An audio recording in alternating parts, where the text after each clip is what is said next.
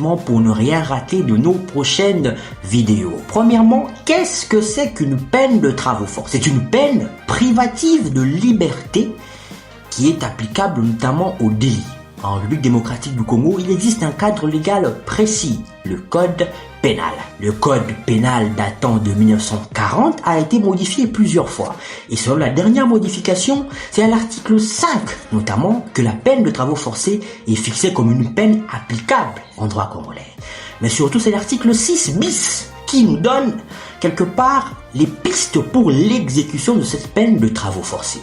Alors, à l'article 6 bis, on précise que cette peine est applicable conformément à une ordonnance du président de la République.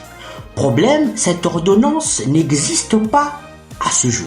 Alors, que fait-on?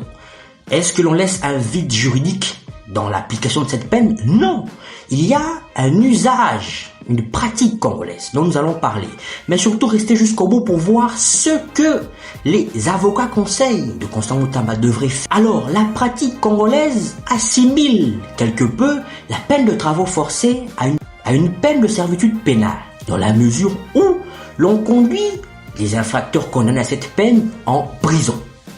Mais le problème, c'est qu'il y a cacophonie et surtout il y a irrespect de la loi, puisque l'article 6 bis, l'alinéa 3, précise que cette peine de travaux forcés, on ne peut pas la confondre, ni l'assimiler à une peine de servitude pénale.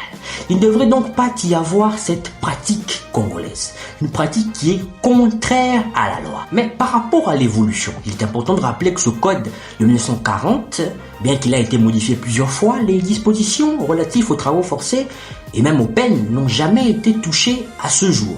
C'est-à-dire que cette peine a été mise en place depuis l'époque coloniale. Et l'époque coloniale, nous avons hérité du droit pénal belge. Dans le droit pénal belge, à ce jour, la peine de travaux forcés n'existe plus. Il y a une autre peine qui y ressemble. On parle de peine de travaux d'intérêt général. Cette peine de travaux d'intérêt général, à l'article 37 et suivant du code pénal belge, c'est une peine qui fait que l'infracteur condamné à la dite peine, effectue des travaux non rémunérés pour le compte de la collectivité.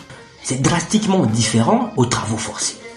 Donc, les législateurs congolais devraient être plus actifs. Ils devraient, s'inspirer de ce que font les autres de bien pour améliorer ces peines, puisque ce que nous avons est tout à fait archaïque. Et surtout, même ce que nous avons, nous ne savons pas comment l'exécuter ou l'appliquer, puisque le texte prévoit une ordonnance qui n'existe pas.